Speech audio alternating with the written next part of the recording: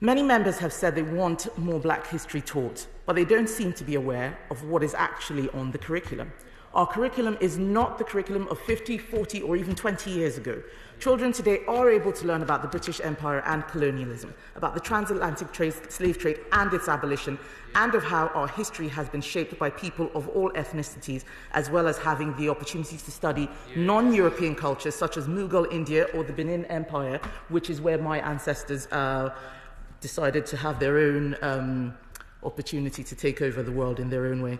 Pupils can currently study migration empires and the people in the AQA History GCSE, for example. The member for Ilford North is quite wrong to say that that's the only place that it can be learned. There are many other exam bodies that do offer this. But our curriculum does not need decolonizing for the simple reason that it is not colonized. We should not apologize for the fact that British children primarily study the history of these islands. And it goes without saying that the recent fad to decolonize maths, decolonize engineering, decolonize the sciences that we have seen across our universities to make race the defining principle of what is studied is not just misguided, but actively opposed to the fundamental purpose of education. The curriculum, by its very nature, is limited. There are a finite number of hours to teach any subject, and what we haven't heard in this debate from those members who want more added to it on both sides of the House is what necessarily must be taken out. Perhaps we'll get to that on another day. Members such as the member for Islington North and many others have raised the Black Lives Matter movement. The member for Streatham raised the education guidance and believes that we're trying to stop children from becoming activists. I believe another member, apologies, I've forgotten who it was who mentioned it. However, what we are against is the teaching of contested political ideas as if they are accepted fact. We don't do this with communism, we don't do this with socialism, we don't do it with capitalism.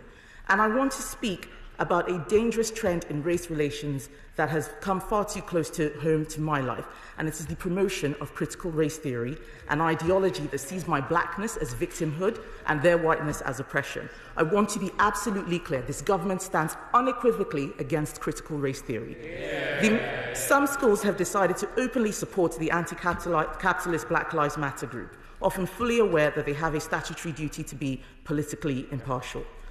Black lives do matter, of course they do, but we know that the Black Lives Matter movement, capital BLM, is political.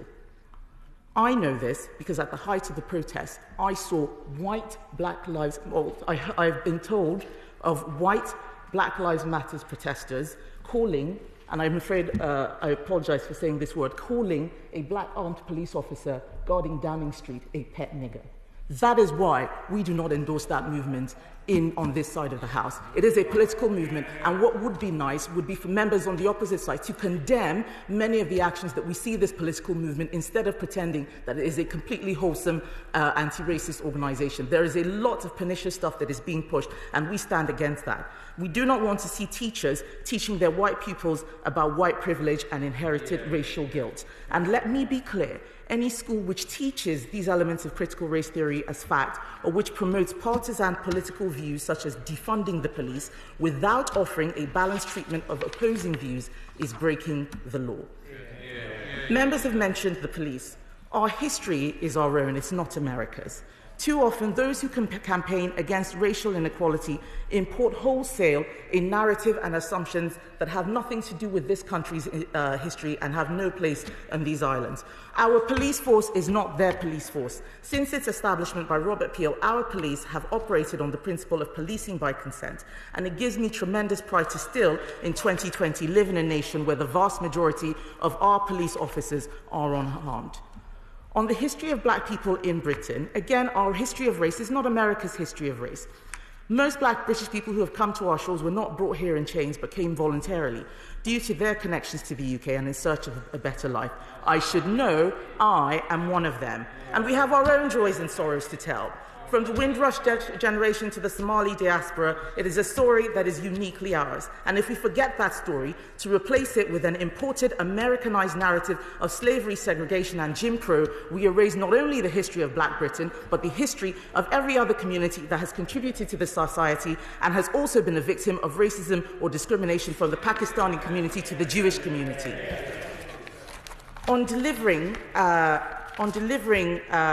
race equality strategy, I've listened to members opposite talk about a race equality strategy. They know that this government has set up a commission on race and ethnic disparities, but they have not engaged with it. They don't want a race equality strategy. What they want is for the government to adopt their race equality strategy, and that's not what we're doing. Mr. Speaker, we won an election just a year ago. I'm afraid I don't have enough time to give way. Mr. Speaker, we won an election a year ago. If members on the other side want to implement their race equality strategy, they should go ahead and win an election, win the support of the British people, and then they can have their way. But at the moment, this is a Conservative government, and we are going to do this in the way that we believe the people of this country want. I'm afraid I'm not giving way. I've only got 3 minutes, and I have more than 3 minutes of context, of content. Mr. Speaker, in her speech, the member for Brent Central says she hoped I'd learn something from her. Now it's time for me to give her a couple of lessons too, although I don't believe she's in her place. She said in her speech, we need to look at history and we need to improve it. Lesson number 1, you cannot improve history, you can only learn from it. What we can improve is the future, and that is what this government has been doing over the last 10 years. I won't reel out statistics in the interest of time. Other members on this side of the House have already done so. Lesson number 2. Black history is not the history of institutional racism. Listening to some members across the House, it's quite clear that they don't know the difference. It is not true, as the member for Liverpool Riverside said, that African history was interrupted by slavery. Also shows an ignorance of geography, because West African history is different from African history. As probably the only member of this House who actually grew up and went to school in Africa, I can tell you that's not what we're taught. Much more is taught about the history of black slave traders who existed before and after the transatlantic slave trade. In fact, the most notable statue in the city of Lagos, where I grew up, is that of Madam Tinubu. It's the biggest one. It's now equivalent to Trafalgar Square. She was a slave trader, but she was also a freedom fighter and a much-loved icon. Her slave trading is not celebrated, but her fight against colonizers is. In Nigeria, she's recognized as a complex character, as all historical figures are, and heaven help anyone who would try to pull her statue down. There is much that we can learn from Nigeria about how to handle the issue of statues. But why does this issue mean so much to me, Mr. Speaker? It's not just because I'm a first-generation immigrant. It's because my daughter came home from school this month and said to me, we're learning Black History Month because every other month is about white history. This is wrong, and this is not what our children should be picking up. These are not the values I have taught her. They are instead yet another sign of the pernicious identity politics that looks at individuals primarily as groups of biological characteristics. People often don't realize when it has taken hold, and I know that many of them are well-meaning. But what I really want to finish with is the story of Tom Molyneux. He was a black boxer who freed himself from slavery in the US, and he moved to England in 1809. I would have said so much more, but I'm out of time, Mr. Speaker. But what his story tells us is that this is a country that welcomes people, and that black people from all over the world have found this to be a great and welcoming country. These are the values as a black woman I'm teaching my black daughter. We must never take it for granted. And this Black History Month, let us celebrate the black talent we are blessed with, the progress we have made in accepting one another, and the contribution black people have made in making us who we are as a nation. Thank you.